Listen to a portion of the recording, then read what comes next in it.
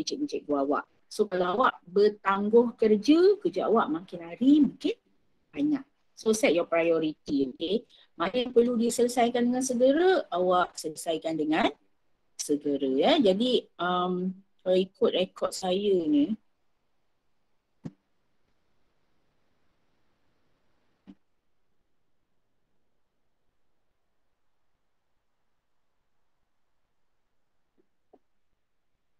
ada 14 orang dah hantar.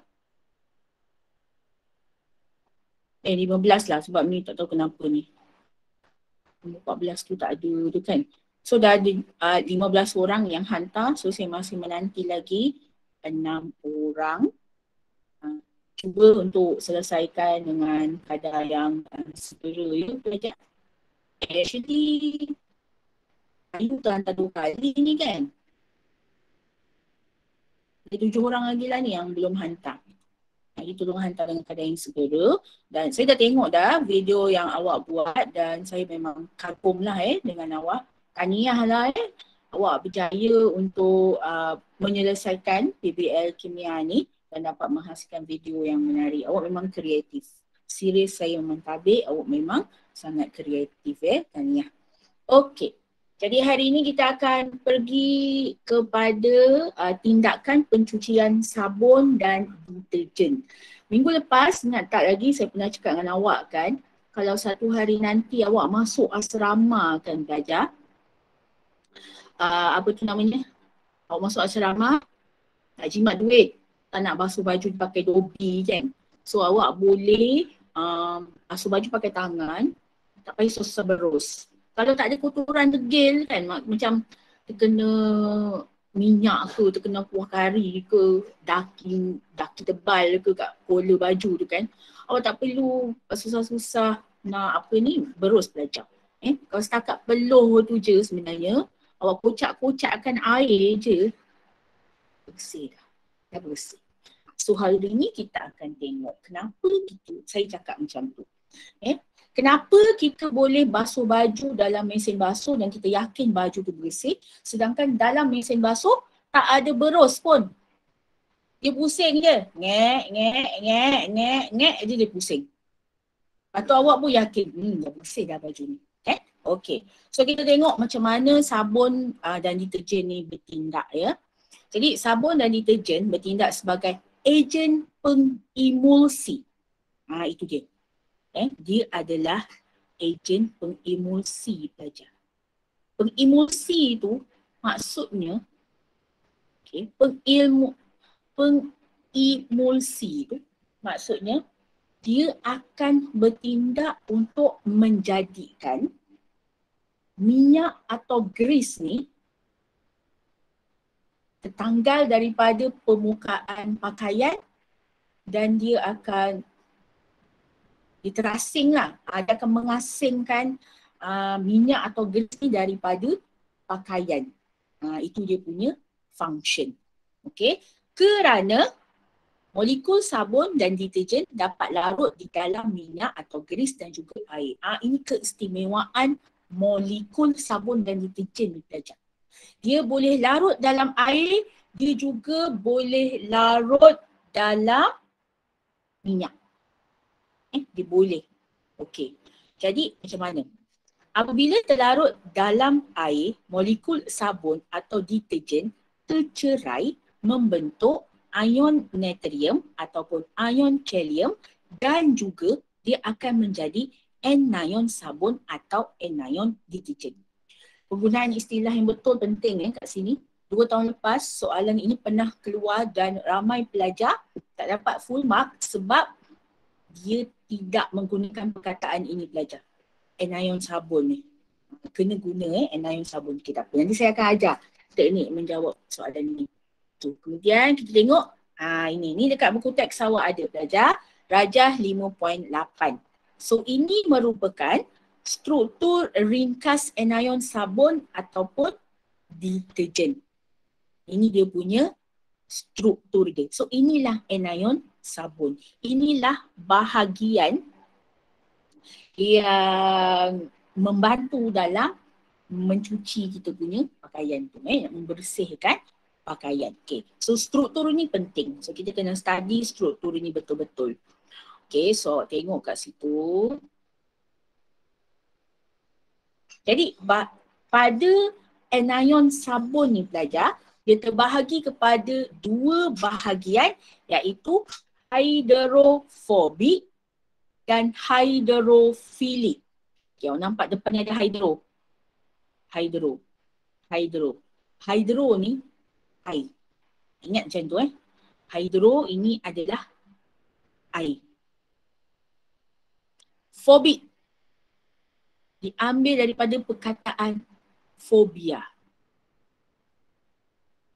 Fobia ni ketakutan kan? Kan? Kita semua ada fobia. Kita takut tempat tinggi. So kita takut pada kita punya fobia adalah ketinggian. Kita takut dengan labah-labah. So fobia kita adalah labah-labah. Okay, jadi fobik ini adalah fobia. Takutan. So dia tak suka. Dia adalah benda yang tidak disukai. Jadi bahagian hidrofobik ini adalah bahagian yang benci air. Ya, kat sini benci air. Dia tak suka air. Dia tidak suka air. Jadi sebab itulah bahagian eko ni pelajar. Nampak macam eko kan? Okay. Bahagian hidrofobik ni, eko ni, dia tidak larut dalam air tetapi dia larut dalam minyak atau grease. Bahagian ini pula yang kepala. Ini kepala.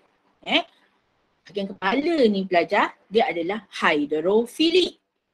Maksudnya dia suka air. So dia akan kekal di dalam air, iaitu dia akan larut di dalam air. Okay, so fahamkan benda ni. Awak faham konsep yang berlaku di sini, awak akan faham the rest of proses ini. So ingat eko adalah hidrofobik, kepala hidrofilik. Eko tak suka air. So dia akan masuk dalam minyak. Kepala suka air. So dia akan kekal duduk dalam air. Okay. Jadi kalau awak tengok pada buku teks awak, kat sini dia jelaskanlah bahagian tu apa-apa. Okay, jadi struktur anion sabun dan anion deterjen terdiri daripada dua bahagian iaitu hidrofilik yang larut dalam air. Ingat hidrofilik ni kepala dia, dan hidrofobik yang larut dalam minyak atau grease iaitu dia punya eko. Senangnya kita tengok kepala dengan eko. Okay, jadi itu dia punya struktur dia lah yang awak tengok kat bawah tu Rajah 5.9 tu adalah struktur dia. So bahagian yang panjang tu, eko, itu adalah dia punya bahagian hidrofobik. Ini bahagian yang panjang, R. Kita belajar sebelum ni. Okay, so COO tu kepala dia. Dia bercas negatif. Satu perkara kena ingat, dia anion. Bila anion, dia bercas negatif. So sama juga dengan deterjen. Kepala dia OSO3 minus. So eko dia yang panjang tu adalah struktur R. Yang sebelum ni kita ringkaskan dia. Okay, belajar jadi dekat sini saya nak awak ingat macam ni.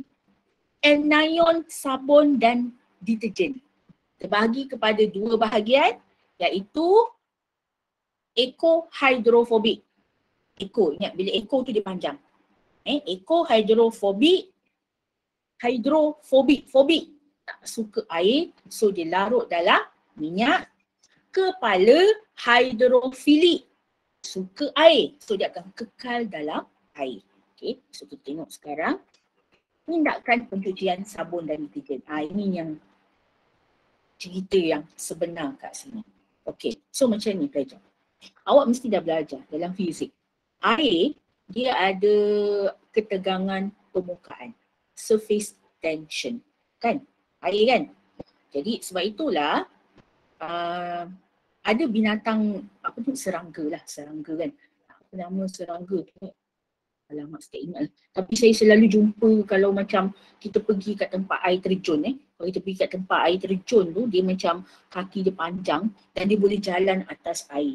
Dia boleh jalan atas air sebab air ni ada ketegangan permukaan. So disebabkan adanya ketegangan permukaan air ni pelajar, dia akan menghalang air daripada membasahkan benang pada pakaian.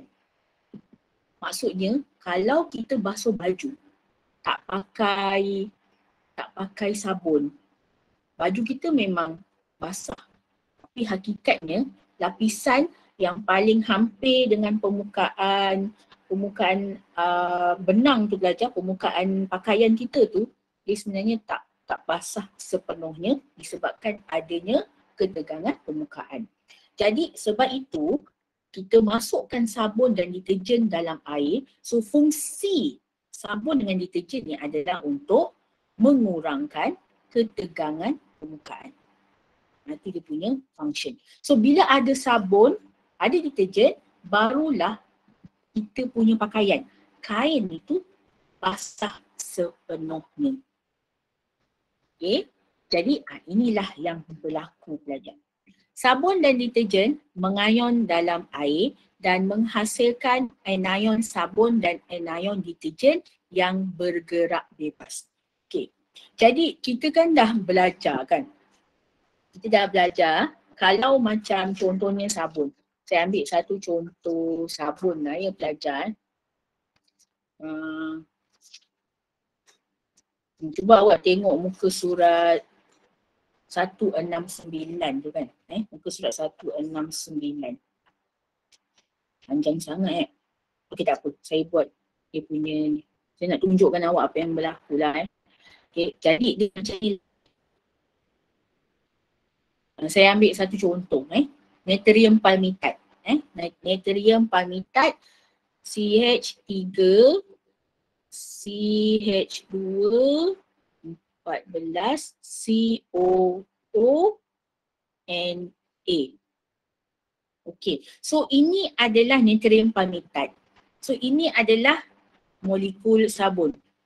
Ini molekul sabun. So apabila molekul sabun ni pelajar, dia masuk dalam air, dia akan mengayon. Mengayon tu maksudnya bahagian yang di antara COO dengan Na tu akan bercerai kat situ. Dia akan bercerai. So dia akan jadi CH3, CH2, 14 COO minus dan Na plus. So itu yang berlaku kat sini jadi pelajar, CH3, CH2, 14 COO minus. Inilah anion sabun. Itu yang dikatakan dia mengayon dalam air, menghasilkan anion sabun atau anion deterjen yang bebas bergerak. So ini step pertama.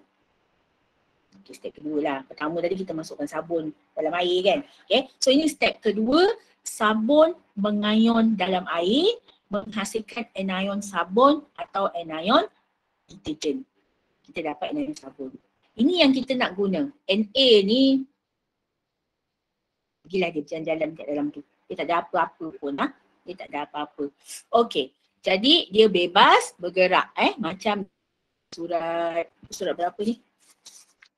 Muka surat 173 awak boleh tengok dia punya gambar dia. Okey.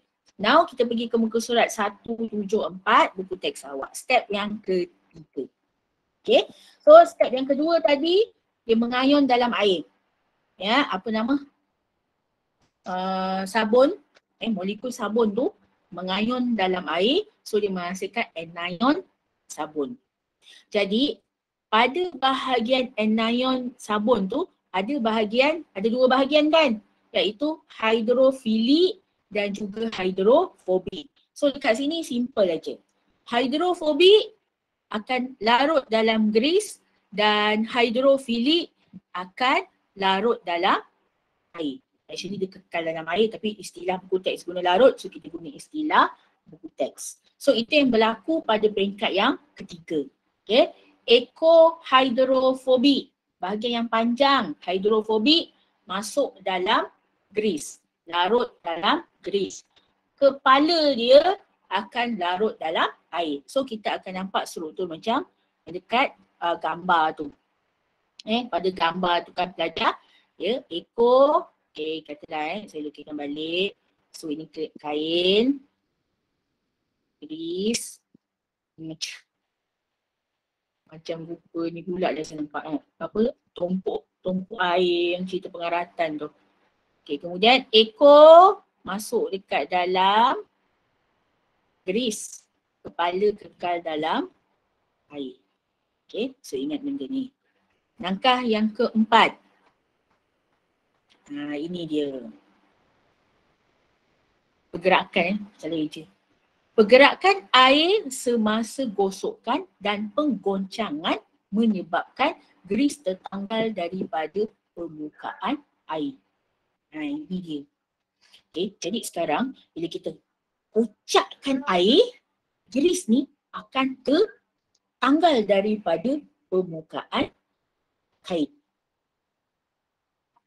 Akan tanggal. Dia tanggal sebab dekat situ pada gris tu sekarang ni dah dipenuhi dengan anion sabun. Dia ada anion sabun. Dan awak kena ingat satu lagi perkara. Dalam ni ada Na. Na bercas positif, right? So sebenarnya secara tak langsung bila kita kocakkan air, kepala ni yang bercas negatif ni akan ada daya tarikan dengan Na tu sebenarnya pelajar. Ada daya tarikan. Itu yang menyebabkan dia boleh tertanggal. Tapi dalam exam awak tak perlu explain part yang dia ada daya tarikan dengan Na tu.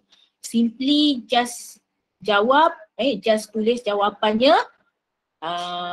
Pergerakan air semasa gosokan dan pengocakan menyebabkan gris tertanggal daripada permukaan kain. Jadi itulah yang berlaku dalam mesin basuh. Sebab tu dalam mesin basuh tu dia ada panggil benda apa tu yang pusing-pusing tu lah kan. Dia akan pusing dekat dalam mesin basuh tu. So bila dia berpusing akan berlaku pengocakan air kat dalam tu. So itulah yang menyebabkan gris itu tertanggal daripada permukaan kain. Langkah yang kelima. Bahagian hidrofilik anion sabun atau anion deterjen mengelilingi gris. Gris terapung di permukaan air. Jadi bahagian tu dia akan mengelilingi gris lah. Dia akan mengelilingi gris, dan dia terapung. Sebab dia dah tertanggal daripada permukaan kain. So gris berpecah kepada titisan kecil. Titisan kecil tersebut tidak bergabung semula pada permukaan kain kerana tolakan sesama cas negatif pada bahagian hidrofilik di permukaan gris. So ini cerita dia pelajar sama macam cerita proses yang kita nak elakkan pengumpalan getah. Proses pengumpalan getah lah. Jadi kan pelajar, so titisan gris tu tadi asalnya awak tengok. Dia besar kan? Titisan tu asalnya dia besar. Kemudian dia akan jadi titisan kecil.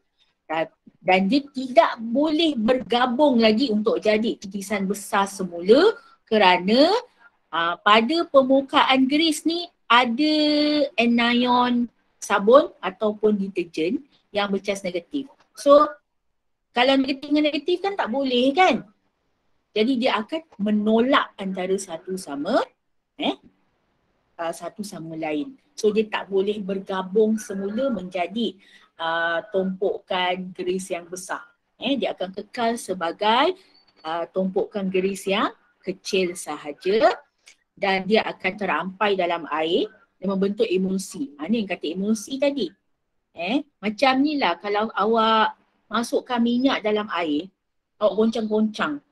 Minyak kan tak boleh bercampur kan dengan air kan. Awak akan nampak dia bentuk macam bulat-bulat kecil-kecil kat dalam tu. Tu emulsion lah tu. Itulah emulsi belajar.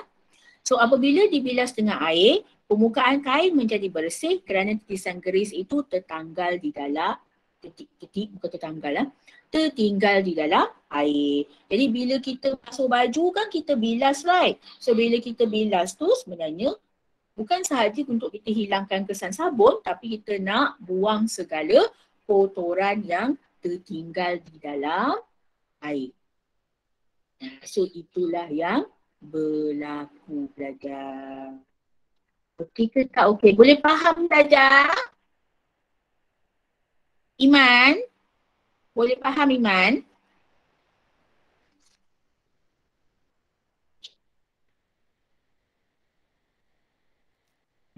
Saya nak tanya. Apa dia? Saya tak faham part yang last tu yang dah pecah-pecah. Yang grease tu berpecah. Kenapa? Cikgu boleh ulang tak? Part yang grease tu pecah? Saya ni tadi. Oh, kejap Sekejap saya nak tambah slide.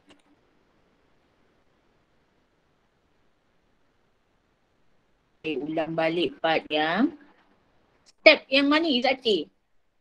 Step nombor 6. Nombor 6. Okey, step nombor 6 ya. Ni 5, 6.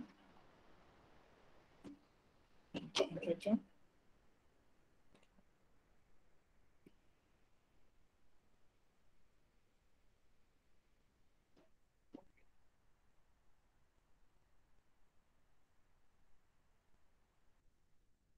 Kau dengar bunyi angin tak? Tak ada kan? Internet saya ni kan. Time saya nak tengok cerita Korea. Baik. Time saya nak buat kelas, sekat-sekat. Apa maksudnya tu? So saya tengok cerita Korea je. Apa tadi saya nak buka ni? Okey, baiklah. Kat sini Izzati Okay, saya terang daripada nombor 5 lah ya. Okay, jadi tadi step pertama kita masukkan sabun dalam air. So kehadiran sabun dan deterjen dia akan mengurangkan ketegangan permukaan bagi sabun. Sabun pula air. Fokus. Okay, lepas tu step yang kedua adalah sabun ni apabila dia berada dalam air, dia akan mengayon, menghasilkan anion sabun. Menghasilkan anion sabun. Okay. Jadi anion sabun ni terdiri daripada dua bahagian, iaitu hidrofilik yang suka air, yang larut dalam air. Peksa jangan jawab suka air tau. Peksa jawab yang larut dalam air. Yang larut dalam air, dan juga bahagian hidrofobik, tak suka air, yang larut dalam grease. Dia tak suka duduk dalam air. Dia sanggup masuk dalam grease. Okey, minyak lah ya. Okey, langkah yang keempat adalah bila kita mengocakkan air, grease akan tertanggal daripada permukaan kain. Okey, grease akan tanggal pada permukaan kain. Okay. Dan grease itu nanti dia akan terapung di dalam air. Seperti pada skrin tu step yang kelima dia akan terapung di permukaan air. Dan apabila dia terapung tu dia membentuk molekul yang besar. Jadi kalau awak perhatikan kat sini belajar kita tengok balik pada gambar yang dekat step yang kelima ni. Okay. So asalnya tadi bila dia tertanggal daripada permukaan kain, bahagian yang ada anion sabun adalah yang bahagian permukaan dia je kan. Tengok permukaan dia je. Bawah tu yang melekat dengan kain asalnya tak ada anion sabun.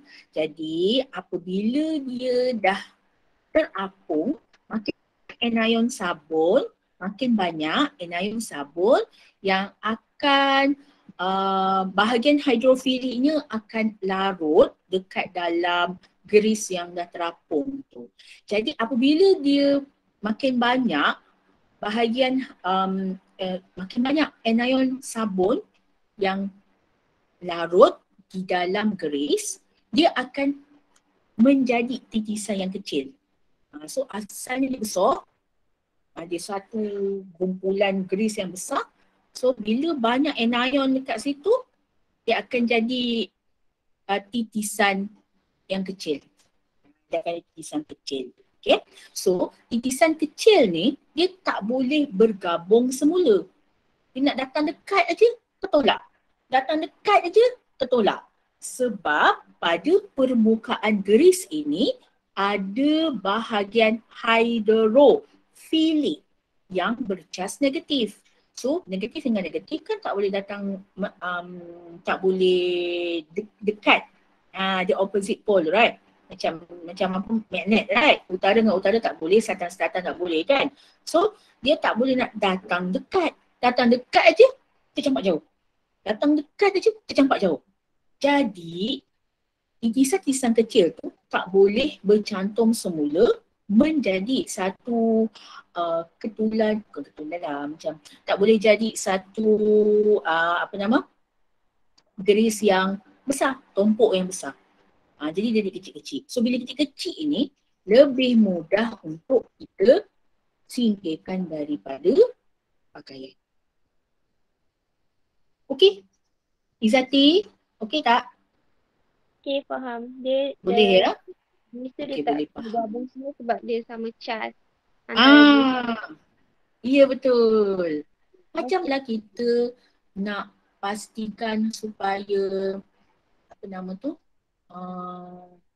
Macam kita nak pastikan supaya getah kekal dalam keadaan cecair. Kan kita tambahkan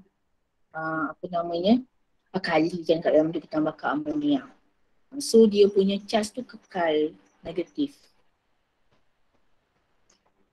Jangan pening saya masukkan rasa getah. Cikgu, ya saya.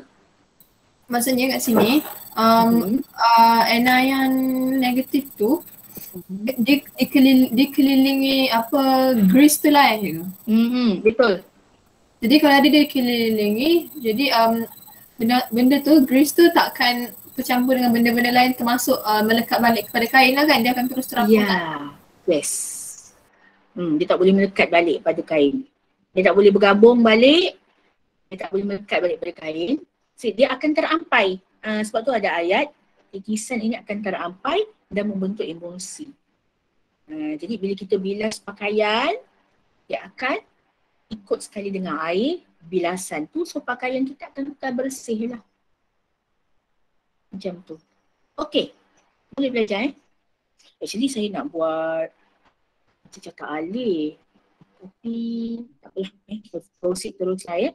Ada lagi tak soalan berkenaan dengan tindakan pembersihan sabun ni? Ada tak? Kalau tak ada saya teruskan Okay, satu pelajar. Saya pun terperasan benda ni. Mungkin awak tak tahu. Saya nak ajar awak lah pelajar. Sebab kita kan kimia kan. Okay, pelajar. Saya terperasan dalam video awak tu kan. Kesiannya Syakir ni. Tu keluar masuk. Tak apa, nanti dia boleh tengok balik lah video kita ni. Okay. Saya terperasan kan. Masa awak hantar video kat saya tu. Awak bila tulis apa nama ni? Cas. Awak tak letak dia kat atas ataupun kalau macam CH4 tu kan, awak buat CH4 tu awak tak kecilkan ke bawah. Awak tak tahu cara dia belajar. Tak apa, tak tahu saya ajar. Okay, kalau macam, tengok satu contoh ni saya ajar kat awak kalau nak buat, untuk orang yang belum siap, kena betulkan Okay, so kalau macam cas ni kan, CA+, tu kan patutnya kat atas kan. Okay, so awak highlightkan dia. Atau awak pergi dekat ni kan, dekat bahagian font ni belajar. Laptop saya ni memang lama punya version tau. Kalau nak letak dia kat atas, awak ambil ni, superscript. So dia akan naik ke atas belajar. Dia akan dia kecil kat atas. Yang ini pun sama. Okay, ini saya tunjuk kalau awak nak letak dia kat bawah,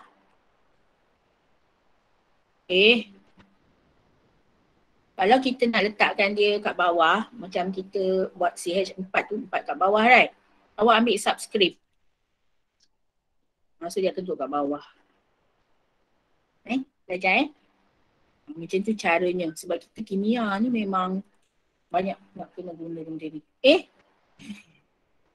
Saya nak tukarkan naik atas. Macam tu belajar caranya. So siapa yang videonya belum siap, tolong buat yang betul siapa yang dah siap tak apalah. Tak ada masalah pun.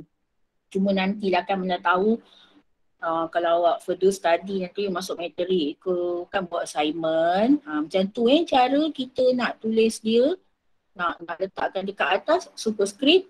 Kalau letak dia kat bawah dia adalah subscript. Okey, so sekarang kita tengok perbandingan tindakan pencucian sabun dan deterjen. Okey, di sini pelajar awak akan berkenalan dengan satu istilah iaitu air liat. Air liat. Dalam bahasa Inggeris kita panggil dia hot water. Air liat ni pelajar adalah air yang mengandungi ion kalsium dan ion magnesium. Maksudnya kat dalam tu ada 2 ion ini. Dan contoh air liat ni biasanya adalah air laut. Air laut. Sebab air laut memang banyak mineral kan kat dalam. So air laut merupakan contoh air liat.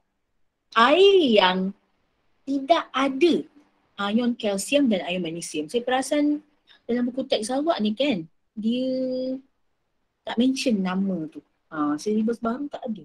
Saya beritahu awak lah. Okay. Air yang tidak ada ion ini. Contoh macam air pipe. Air pipe kat rumah kita bukan air liat. Air ini kita panggil sebagai air lembut. Atau dalam bahasa Inggerisnya adalah soft water. Ini adalah soft water ni adalah air yang tidak mengandungi ion kalsium dan ion magnesium. Air yang mengandungi, dalam tu ada ion kalsium, ada ion magnesium, kita panggil sebagai air liat. Air liat. Ingat istilah ni penting. Okey. So, apa yang berlaku adalah, apa yang belajar ialah kalau kita basuh baju pakai sabun. Kita basuh baju pakai sabun dan kita menggunakan apa nama tu? Air liat saja. Kita basuh baju pakai air laut. Baju kita tak akan bersih. Nanti pada baju kita tu awak akan nampak ada pepejal-pepejal halus warna kelabu. Macam daki. Tapi bukan daki sebenarnya. Sebab daki akan larut dalam air. Ini bukan daki. Kita nampak macam ni bukan berdaki lah baju ni. Itu dikenali pelajar sebagai kekat. Kekat dia adalah pepejal kelabu. Kalau kita basuh baju, katalah air awak tu tercemar. Awak ada ion kalsium dengan ion magnesium dalam tu. So nanti awak basuh tu, instead of baju awak makin bersih, dia akan jadi makin kotor. Sebab adanya kekat. Jadi macam mana kekat ni boleh terhasil? Terus kita tengok di sini. Anion sabun. Kita letak anion kat depan. Kalau letak sabun je, tak ada markah belajar. 2 tahun lepas. Tadi saya cakap kan, ramai yang tak dapat jawab. Bukan dia orang dapat markah tau, tapi markah dia tak full. Disebabkan dia punya tak mention anion sabun. So anion sabun bergabung dengan kation tersebut membentuk garam tidak larut. Itulah yang berlaku. Dia jadi garam tak larut. Yang pepejal kelabu tu, dia adalah garam tidak larut tu. Dia akan membentuk kekat itu lagi. So boleh tengok contohnya pada buku teks awak tu kan. Jadi kat situ dia bagi ion stearat. Ion stearat tu ion sabun lah. Anion sabun, dia bergabung dengan ion kalsium dalam air liat dan dia menghasilkan kalsium stearat.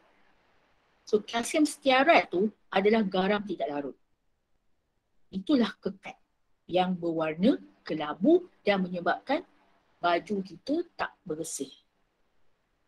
Itu yang berlaku pada anion sabun. Dia akan membentuk garam tidak larut. Okay. Deterjen pula belajar, lain cerita dia.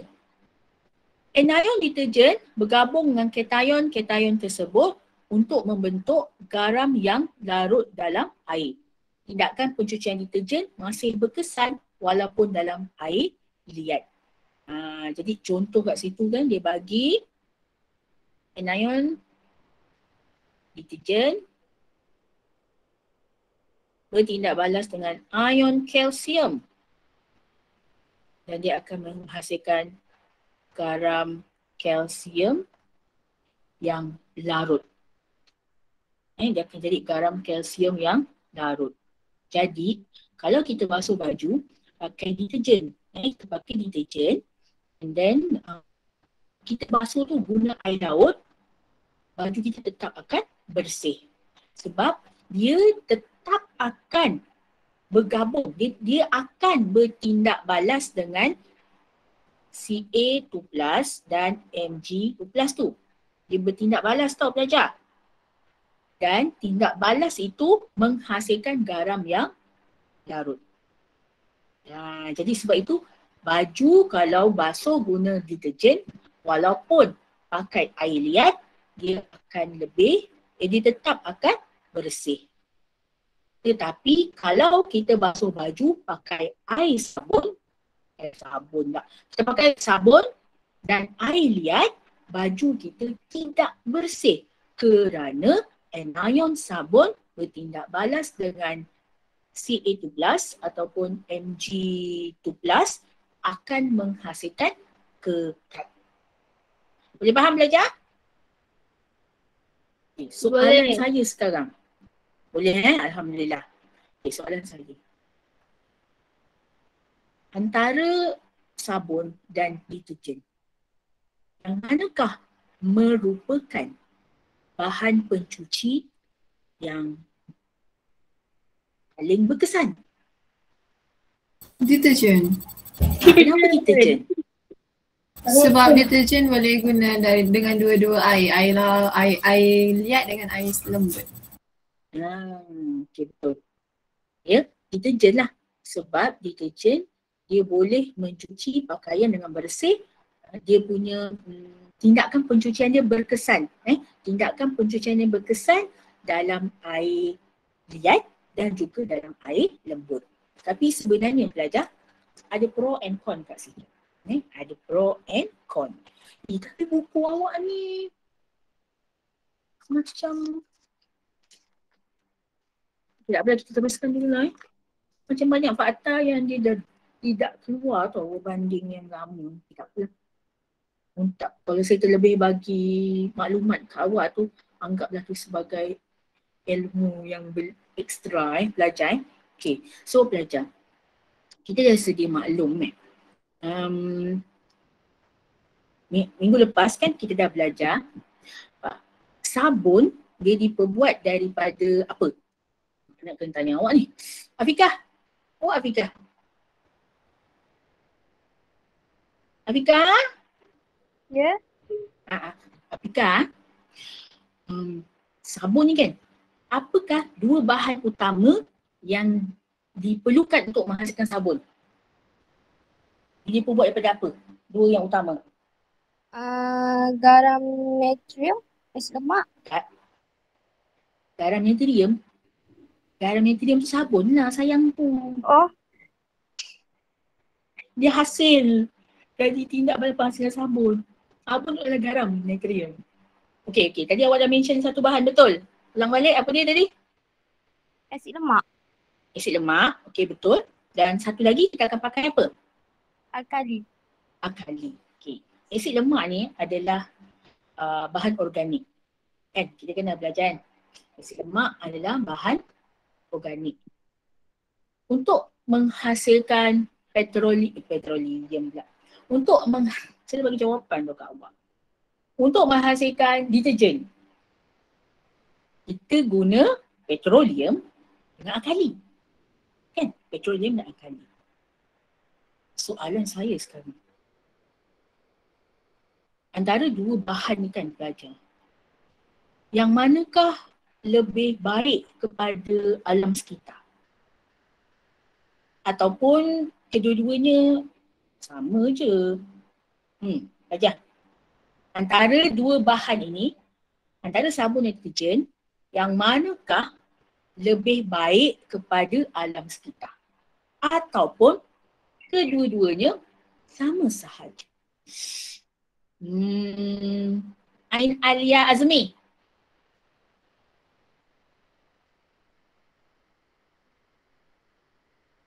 Ya, Ain cikgu. Alia Azmi. Pada pendapat awak, sabun ke deterjen yang bagus untuk alam sekitar? Sabun diperbuat daripada asid lemak dengan alkali. Kalau deterjen pula petroleum dengan alkali. Itu sama je. Dua-dua tak bagus untuk alam sekitar ataupun dua-dua okey je dengan alam sekitar. Okey, apa pendapat awak?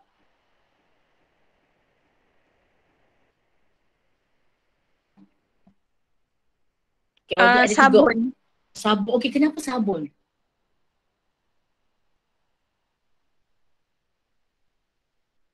Kenapa sabun? Aduh, kena jawab kenapa Sebab pula. dia pakai asid lemak. Sebab apa dia? Sebab dia pakai asid lemak. Jadi kenapa kau pakai asid lemak? Aduh, cikgu ni tanya lagi. Saya jawab satu, cikgu tanya lagi. Saya jawab satu, cikgu tanya lagi. Okey, betul. Sebab okey, sebab betul. asid Jawab. lemak bahan. Okey, sebab asid lemak bahan organik. Okey, baiklah. Okey, terima kasih Kita ada lagi 2 minit sebelum habis masa. Okey, sebenarnya kan memang antara sabun dengan deterjen, sabun lebih mesra alam. Sabun adalah bahan yang boleh terbiodegradasi.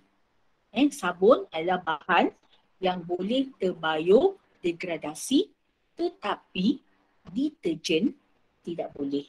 Sebab deterjen ni komponen utama dia adalah petroleum. Dan apa tadi, sabun komponen utama dia adalah asid lemak. So asid lemak ni adalah satu bahan yang organik. Jadi sebenarnya untuk alam sekitar, sabun lebih baik berbanding deterjen. Cuma bila saya tengok balik dalam punya silibus ni kan, dia dah tak masukkan part tu. Sebab hari ni deterjen ada yang boleh terbiodegradasi juga. Dulu memang tidak lah, tapi teknologi dah semakin berkembang. Kita ramai orang concern dengan alam sekitar, jadi ada deterjen hari ini yang yang mesra alam. Dan kalau awak tengoklah pada sabun pencuci kat rumah awak, sebab kebanyakan sabun pencuci pakaian kat rumah kita adalah deterjen. Memang deterjen. Dan ada di antara deterjen ni memang deterjen yang mesra alam. So dia akan terurai, dia tak akan terbiodegradasi apabila dia masuk dalam air. Sebab kalau tidak, dia akan mencemar alam sekitar lah. Okey pelajar. So dah 12.30. Ada sikit lagi bahagian sabun ni, kita akan sambung pukul 1 nanti. Dan lepas tu kita akan pergi kepada bahan tambah deterjen dan kita akan masuk teruslah kepada bahan tambah makanan. Bahan tambah makanan seronok. Saya sukalah buat makanan. Okey pelajar. Kita akan jumpa lagi pada pukul 1 nanti. Saya akan bagi link baru sebab yang ini saya record. So kalau record nanti dia memang kena buka link baru. Okey, itu sahaja untuk part yang pertama ini. Kita akan jumpa lagi pada pukul 1 nanti. Okey, bye-bye pelajar. Terima kasih cikgu. Terima Bye-bye. kasih cikgu. Cikgu. Cikgu.